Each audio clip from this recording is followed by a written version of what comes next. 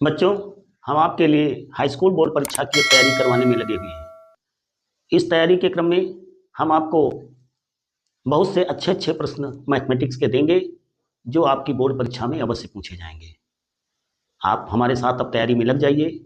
आज हमने सबसे पहले लिया है जो प्रायः आपका क्वेश्चन पूछा जाता है और पूछा जाएगा भी। √2 एक अपरिमेय संख्या है या √3 एक अपरिमेय संख्या है या कोई अन्य प्रश्न, प्रायः √2 और √3 अधिक पूछा जाता है। आप हमारे चैनल से लगातार आखिर तक देखेंगे तो √2 भी हम आपको क्लियर कर देंगे और √3 भी क्लियर कर देंगे। आज हमने प्रश्न बहुत ही अच्छा लिया है। √2 एक अपरिमेय संख्या है। आपको सिद्ध करना है कि √2 एक अपरिमेय संख्या है। इसमें हम विरोधाभास विधि का प्रयोग करते हैं कि अपरिमेय हमें सिद्ध करना है, परंतु हम लेकर चलेंगे इसको क्या, परिमेय। और ये परिमेय जब सिद्ध नहीं होगी तो हम कह देंगे कि ये परिमेय संख्या नहीं है, अतः ये अपरिमेय है। तो सबसे पहला स्टेप हमारा क्या होगा, ध्यान देने की जरूरत है। माना √2 एक परिमेय संख्या है। हमारे साथ साथ आप लिखते भी चल सकते हैं या समझ लीजिए, बाद में अपने आप कर सकते हैं। अब परिमेय संख्या के लिए आप जानते हैं कि √2 अगर परिमेय संख्या है तो ये हो जाती है क्या, p/q। हमें परिमेय की डिफिनेशन मालूम है कि कोई भी संख्या अगर p/q के रूप में लिखी जा सके जहां पर q is not equal to 0, तो p/q हमारी जो संख्या होती है वो सब परिमेय होती है।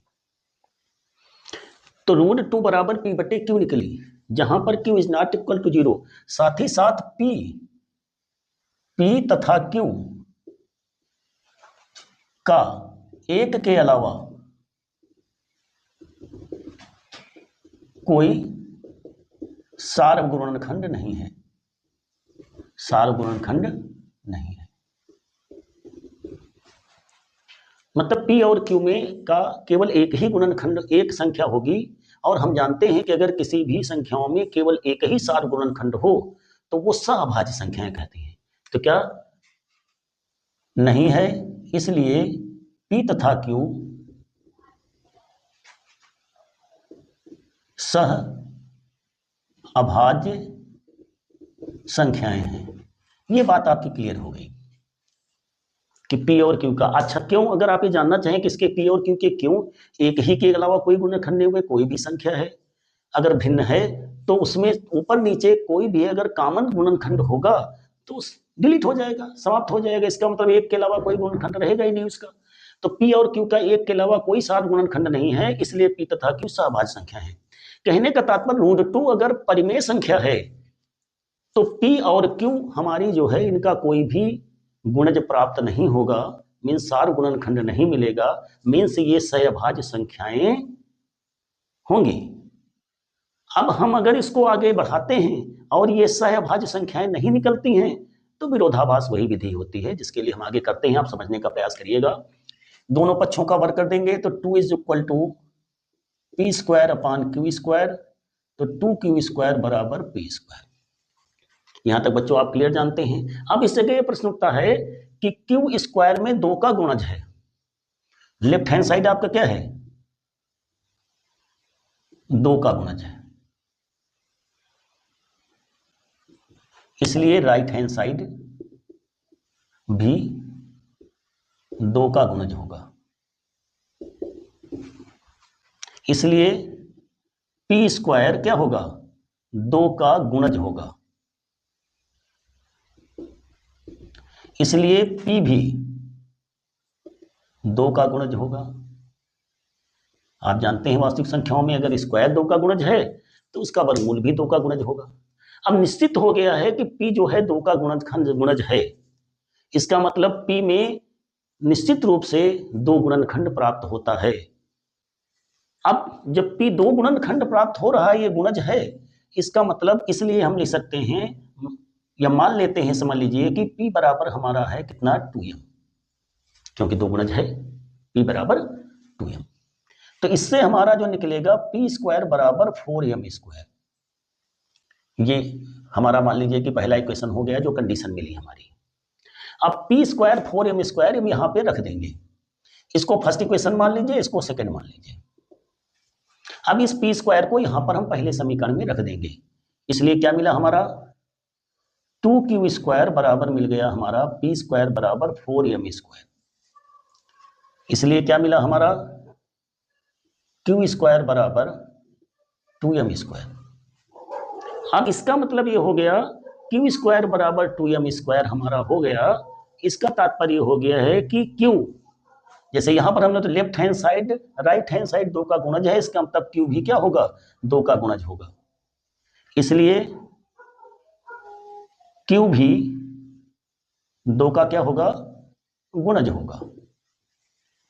चाहे पहले आगे लिख सकते हैं कि q² 2 का गुणज होगा।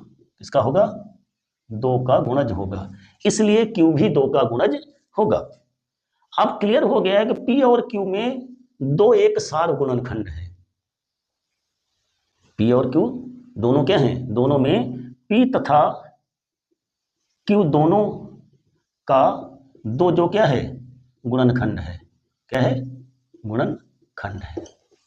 अब यहां पर हम p² बराबर 4m² जैसे लिखते हैं, इसका मतलब हम फिर लिख सकते हैं कि q बराबर हम लिख सकते हैं अब 2n। क्या लिख सकते हैं, 2n। ये हमारा हो गया थर्ड इक्वेशन। अब जैसे p² बराबर 2m लिखा था, तो यहां हम ये भी लिख सकते हैं कि जहां पर m एक पूर्णांक है, क्या है, जहां m एक क्या है, पूर्णांक है, प्राय लिख देते हैं। यहां पर लिख देते हैं जहां n एक पूर्णांक है। तो अगर ध्यान दें हम, q बराबर 2n निकला या q² बराबर 4n² निकला, उससे q बराबर 2n निकला, p बराबर 2m। ये सेकेंड और थर्ड समीकरण से स्पष्ट है। सेकेंड तथा थर्ड समीकरण से स्पष्ट है कि p तथा q सह अभाज्य संख्याएं नहीं हैं।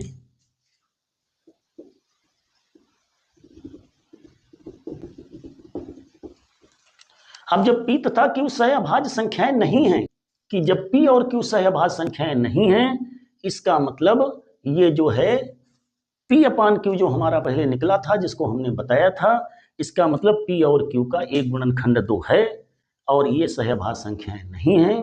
अतः क्या होगा, इसलिए √2 एक परिमेय संख्या नहीं है।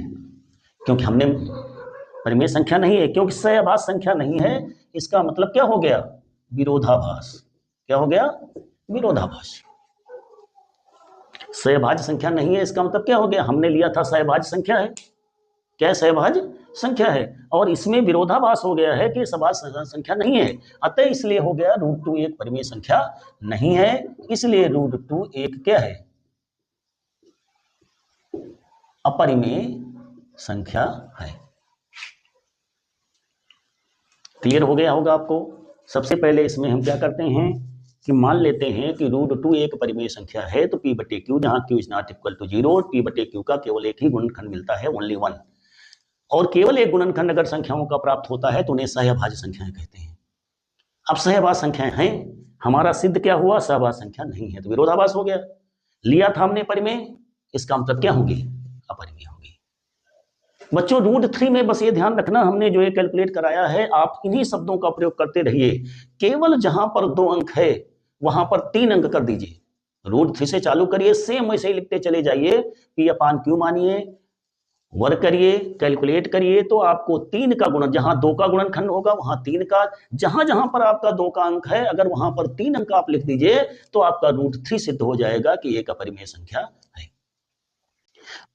इस प्रकार से ये प्रश्न आपका जो है सेक्शन बी में बोर्ड परीक्षा में पूछा जाएगा। पर प्राय पहले ही प्रश्न में आपका ये आता है सेक्शन बी में, दूसरे खंड में। और इसी तरह से अगले चैप्टरों में भी जो खास प्रश्न हैं, हमको इस चैप्टर में आपका बहुत ही खास प्रश्न ये लगा जिसको हमने आपको बताया। अब अगले चैप्टर में जो आपके खास प्रश्न होंगे जो यूपी बोर्ड परीक्षा में अवश्य पूछे जाएंगे, वो हम आपको बताएंगे। इसलिए आप लगातार हमारे चैनल से जुड़े रहिएगा, लाइक सब्सक्राइब शेयर करते रहिएगा। थैंक यू, धन्यवाद।